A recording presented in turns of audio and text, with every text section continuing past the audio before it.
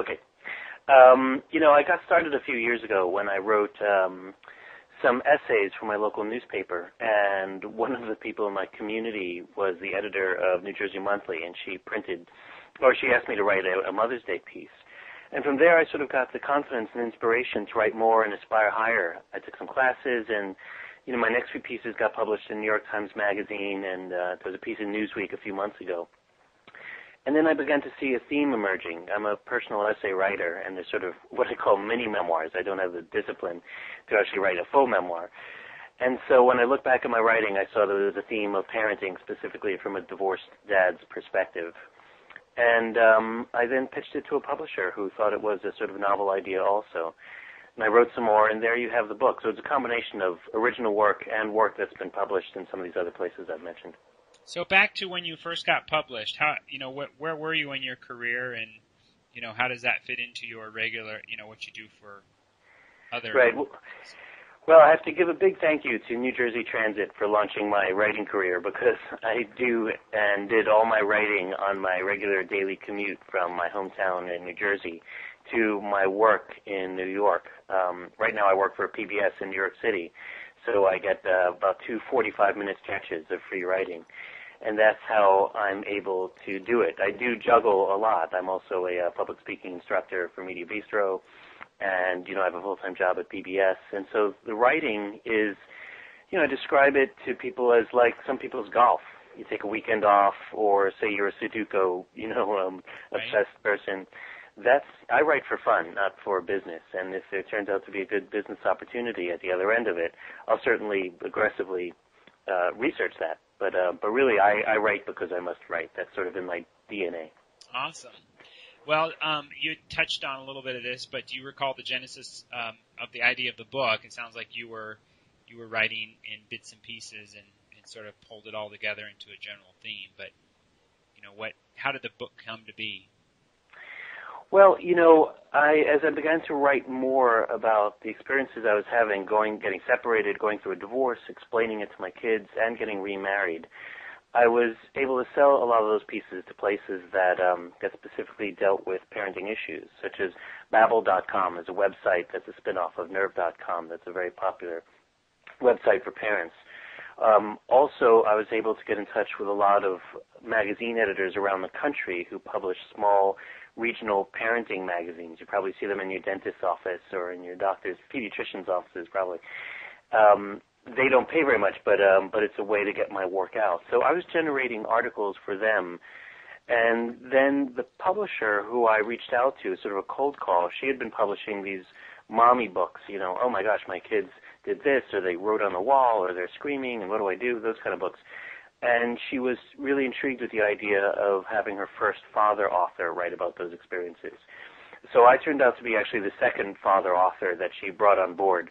And it's been really successful so far, and it's helping her expand her company, and it's helping me obviously get published and to reach out. And from this book, I hope to inspire more books, but also, forays into other platforms of entertainment. Awesome. What type of person do you think Humoirs of a divorced dad is ideally suited for? Well, generally speaking, issues of parenting sort of transcend the kind of state you're in. And, you can be a divorced father and actually see your children more often than a father from an intact family who has that kind of a job that keeps them away from home. So I like to think that these issues apply generally to all parents, more specifically to dads and fathers who are dealing with a lot of societal issues and pressures and expectations of them as fathers, and then very specifically to divorced fathers, because in a divorce, often fathers feel like they've divorced the kids as well as the ex.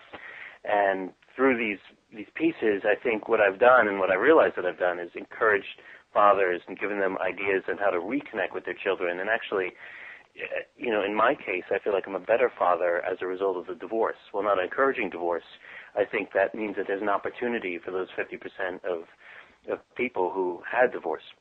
Well, and, certainly it's not a good family situation when parents are staying together that shouldn't be married, but they're staying together for the kids. Right. Because they're fearful of the result of getting divorced. And I think you're right. It's more of the society pressures than things that they can really deal with. And I've heard on occasion where the kids, are in a much happier, productive situation. Yeah, or at least, they're in a place where they're able to cope with it. I mean, I've done a lot of research on this since, and what the research has pretty much borne out is that the kids who are having trouble with a divorce, when we're talking about major trouble, psychological trouble, are kids who had issues before the divorce and now they're being exacerbated, or the parents are handling it very, very poorly and are using the kids as pawns in their own animosity toward each other. If those two elements are taken out, then the evidence, at least that I've seen in the major publishings, suggests that kids can cope with it well.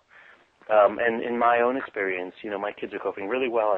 I'm fortunate they're very open kids and they like to talk about their issues and their feelings. And so in outing all of these, fears and worries and talks, we've all become, I think, very comfortable with it.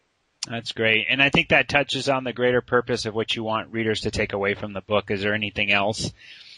One of the questions I ask is, what do you hope readers will take away from the book, and what is the greater purpose you want people to get?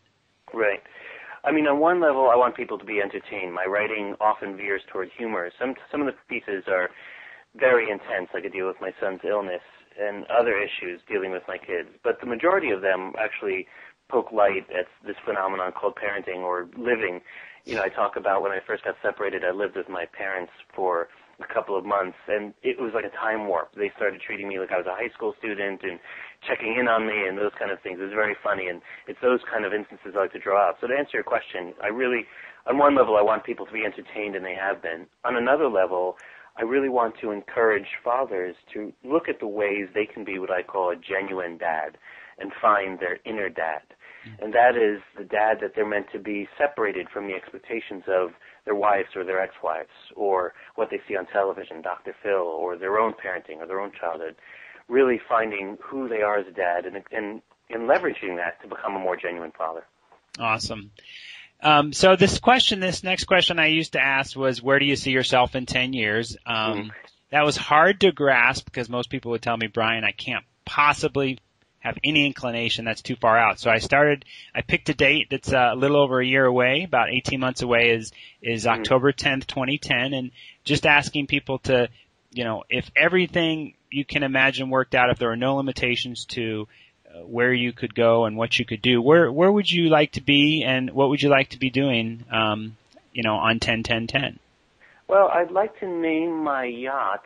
Let's not go that far, I guess. I would have liked to, I'm taking a playwriting course, and I think a lot of my work speaks well toward that format. So in a year or so from now, or a year and a half or so, I would like to have really researched that and tried my hand at that.